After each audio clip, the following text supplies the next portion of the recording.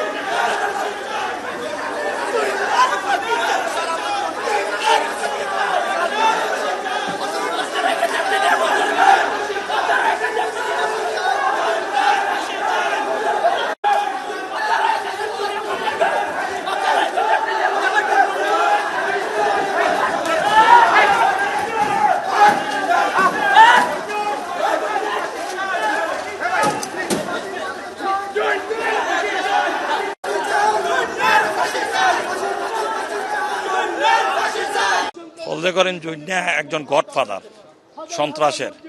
ও ছাত্র দলের কেন্দ্রীয় সহ সম্পাদক নুরুল আলম নুরুকে গুম করে হত্যা করে এবং এই প্রবাসী মূসা থেকে শুরু করে কম করে 1 ডজন খুনের সাথে এবং গুমের সাথে জড়িত।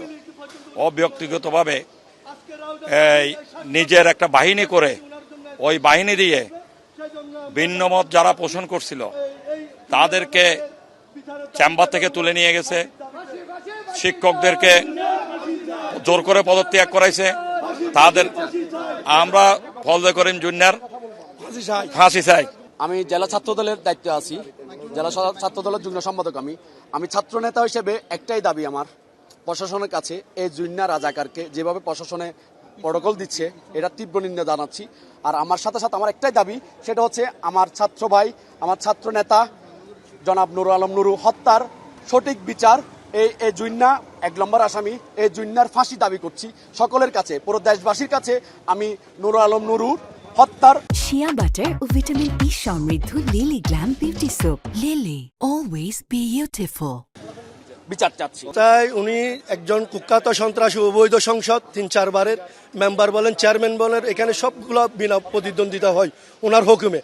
ওনাকে কিভাবে হেলিকপ্টার করে নিয়ে আসা এবং সকাল 7টা 7:30টার মধ্যে কোর্ট বসে, এটা আমরা আপনাদের মাধ্যমে প্রশাসনের কাছ থেকে, রাষ্ট্রের কাছ থেকে জবাব চাই। উনি একজন চিহ্নিত সন্ত্রাসী, উনি হাজার হাজার নেতাকর্মী হত্যাকারী একজন সন্ত্রাসী।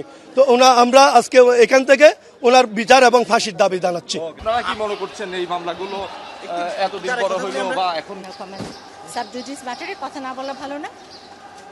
আপনারা ওনার ব্যাপারে কি বলেছেন আদালতকে? আসলে ওনার রিমান্ড নামঞ্জুর করার পক্ষে কোনো কথা বলেন? রিমান্ড নামঞ্জুর না, ওনাকে প্রত্যেকটা মামলাতে হুকুমের আসামি দেখা হয়েছে। ইটস কোয়াইট ডিফেক্টিভ, কারণ উনি শহরের রাজনীতির সাথে সম্পৃক্ত না। উনি রাউজান থেকে 5 বারের সংসদ সদস্য। তো শহরের মামলাগুলোতে ওনাকে 2 নম্বর আসামি করে রাখা হয়েছে এবং ওইসব এমন একটা দিনে রাখা হয়েছে যেখানে উনি 2.5 লক্ষ বৃক্ষরোপণ একটা কর্মসূচি করছিলেন রাউজানে, ওনার এলাকাতে। এটা একটা সরকারি প্রোগ্রাম ছিল। সেই দিনের একটা মামলা দিয়েছে যে হুকুমের আসামি। তো বললে তো আমরা হুকুমের আসামি হতে পারি, 1। আর 2 নম্বর হচ্ছে ওনাকে এখানে আনার পর থেকে কোনো ডিভিশনের ব্যবস্থা করেনি। উনি 5 বারের সংসদ সদস্য। ডিভিশন জেল কোডের 615 এবং 910 ধারা অনুযায়ী উনি ডিভিশন পেতে মানে অ্যাজ পার ল উনি অটোমেটিক পায়। বাট আমাদেরকে বলা হয়েছে যে ম্যাজিস্ট্রেটের পারমিশন ছাড়া ডিভিশন দিতে পারবেন না। উনি এবার নভেম্বরে ওনার হি উইল টার্ন 70। এর মধ্যে ওনার কার্ডিয়াক প্রবলেম আছে, যেমন ওনার মেইন আর্টারি 90% ব্লক, রিং পরানো। ওনার কিডনিতে স্টোন আছে, গল ব্লাডার স্টোন আছে। ওনার হাঁটু এবং অ্যাক্সিডেন্টে হাঁটুর নিক্যাপ ভেঙে গেছে, ওটাতে তার পেঁচানো। জতে ওনার 11টা স্ক্রু লাগানো। তার মানে আমি মোটামুটি বুঝাতে পারলাম যে উনি শারীরিকভাবে অনেকভাবে ওনার কিছু প্রতিবন্ধকতা আছে। সেক্ষেত্রে আজকের তারিখ পর্যন্ত ওনাকে কোনো ডক্টর দেখতে আসেননি। জেল কোড অনুযায়ী একটা মানুষ হিসেবে যে কোনো মানুষ ট্রিটমেন্টের অধিকার রাখে, কিন্তু এখানে সব কিছু বলা হয় ম্যাজিস্ট্রেট যদি অনুমতি দেয়। তো এটাই আমরা প্রেয়ার করেছি যে একটা মানুষ হিসেবে তো ট্রিটমেন্ট পেতে পারে। আর জেল কোডের কথা ম্যাজিস্ট্রেট সাহেব বলে দিচ্ছেন, সিজিএম বলে দিচ্ছেন, ওনারা very kind of them. But এটা তো জেল সুপারকে ওনাদের বলা দরকার ছিল না, এটা অটো হওয়ার কথা। তো এনিওয়ে আমরা আশা করি, যেহেতু এখন বলা হচ্ছে নতুন একটা সরকার, নতুনভাবে সবকিছু হচ্ছে, আমরা আশা করি সবকিছু নতুন হবে, আগের মতো কিছু যাতে না দেখতে পাই। 2019 সালের একটি মামলা এনেছে আজকে, 5 বছর পরে 19-এ ঘটনা ঘটেছে, 2024-এ মামলাটা করেছে। সো সেই ক্ষেত্রে আপনি মামলাটা তো আগে প্রমাণের ব্যাপার আছে না, তাও কি উনি আর আদেশক্রমে 2 গ্রুপ মারামারি করেছে। ওখানে তো 2টা ইসলামিক গ্রুপ আছে, তাদের মধ্যে মারামারিটা হয়েছিল। তো আপনি বলে দিলেন যে উনি ওনার আদেশক্রমে ছাড়া আর একটি বাক্য নাই। তো সেখানে আপনি আপনার মাইন্ড অ্যাপ্লাই করেন যে আপনার আদেশে আমি যে অমুক এলাকাতে আমরা 2 বন্ধু মারামারি করলাম। উনি ন্যায় বিচার পাবেন বলে আশা করেন? এই সরকার যেভাবে আশ্বস্ত করেছেন অবশ্যই ন্যায় বিচার পাবো।